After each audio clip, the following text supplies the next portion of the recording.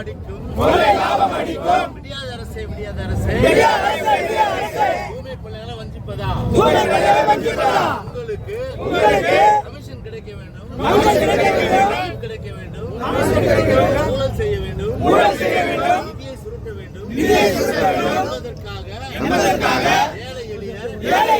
தூய்மை பணியாளர்களை வஞ்சிப்பதா விடமாட்டோம் போராட்டம் வெற்றி பெறும் வரை விடமாட்டோம் ஓய மாட்டோம் போராட்டம் வெற்றி பெறும் வரை ஓய மாட்டோம் அழைத்து பேசு தூய்மை பணியாளர்களை அழைத்து பேசு வஞ்சிக்காதே தூய்மை பணியாளர்